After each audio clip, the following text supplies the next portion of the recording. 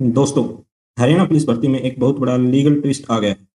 HSSC ने high court के interim order जो 4 तारीख को आया था, उसको डबल बेंच में चैलेंज कर दिया है। और अब सवाल ये है, क्या पिटिशनर्स को चांस मिलेगा? क्या भर्ती प्रोसेस रुक सकती है?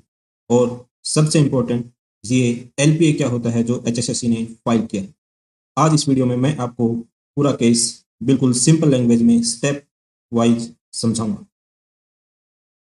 अगर आप एचएसएससी के किसी भी एग्जाम जैसे कि हरियाणा पुलिस, सीईटी मेंस या फिर ग्रुप डी या इसके अलावा एचटेट या एचपीएससी के एग्जाम्स की तैयारी कर रहे हैं, तो गेम ऑफ एग्जाम्स को फॉलो जरूर कर लेना। तो अब समझते हैं केस को।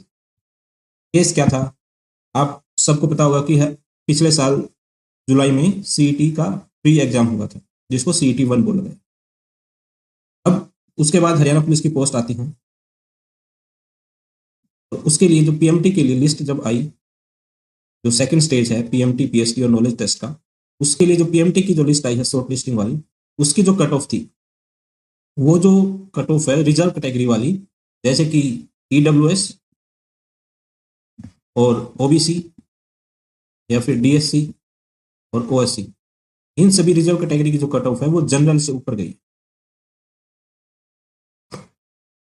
तो इस केस में हुआ क्या, इसके बाद जो कैंडिडेट्स थे रिजर्व कैटेगरी के, वो हाई कोर्ट चले गए कि ये राइट टू इक्वेलिटी जो आर्टिकल 14 है उसका उल्लंघन है। क्यों? उनका आर्गुमेंट ये था कि अगर कोई भी रिजर्व कैटेगरी का कैंडिडेट अगर जनरल की कट ऑफ जो है जनरल कैंडिडेट से ज्यादा मार्क्स लेके आता है, यानी कि वो मेरिट में ऊपर है, हायर है, तो उसको पहले मौका मिलना चाहिए, जो कि स्वाभाविक सा आर्गुमेंट है, ऐसा होना ही चाहिए सिंपली अगर समझा जाए तो। क्योंकि जो जनरल है वो कोई कैटेगरी नहीं है, वो ओपन फॉर ऑल होती है, यानी कि उसमें सभी पार्टिसिपेट कर सकते हैं।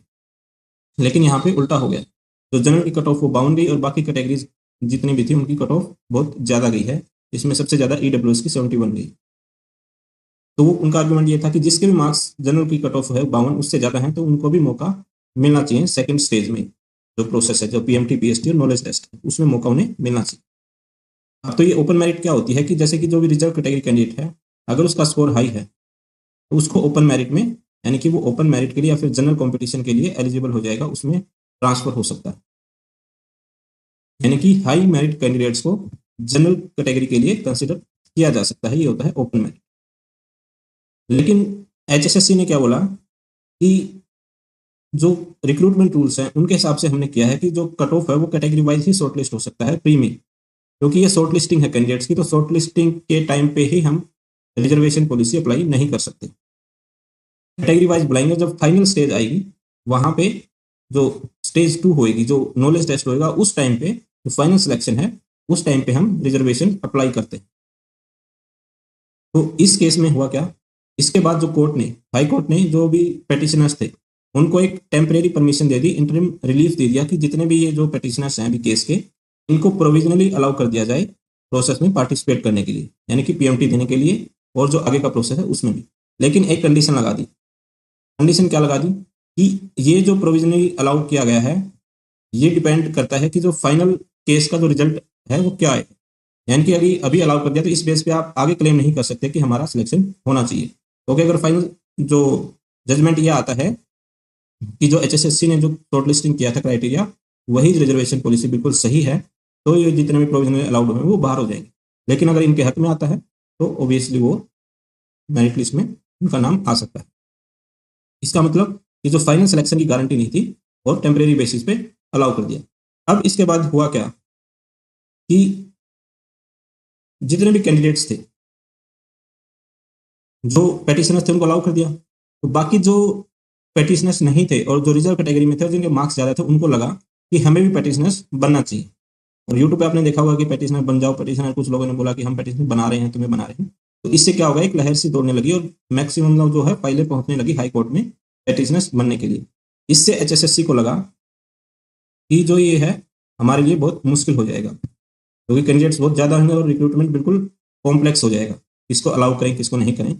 तो एचएसएससी ने एलपीए, क्या होता है, लेटेस्ट पेटेंट अपील फाइल कर दी, एलपीए फाइल कर दिया डबल बेंच में, जो इंटरिम ऑर्डर आया था हाई कोर्ट का उसके खिलाफ। यानी कि जो एलपीए क्या होता है, जो अगर सिंगल जज का जो ऑर्डर आया था, इंटरिम ऑर्डर जो था, उससे एचएसएससी डिसएग्री हो गया और उससे डिसएग्री होते हुए उन्होंने एलपीए फाइल कर दिया, और एलपीए फाइल कर दिया कहाँ पे, डिवीजन बेंच में, जो 2 जजेस की होती है।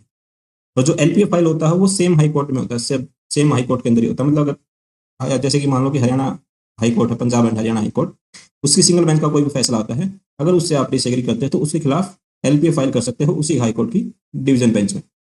अगर उसके फैसले से भी अगर आप संतुष्ट नहीं हो तो देन आप you can proceed to supreme court. तो अभी हाई कोर्ट के अंदर ही जो अपील होती है उसको एलपीए बोलते हैं, और एचएसएससी ने यही फाइल किया है, एलपीए लेटेस्ट पेटेंट अपील। कब किया है? अभी 11 मई को ये फाइल किया है, ठीक है। और उसी केस के अगेंस्ट जो इंटरिम ऑर्डर आया था उसके अगेंस्ट में फाइल किया है, यानी कि उनको ऑब्जेक्शन है कि ये जो इंटरिम ऑर्डर है ये गलत है, हम प्रोविजनली अलाउ नहीं करेंगे।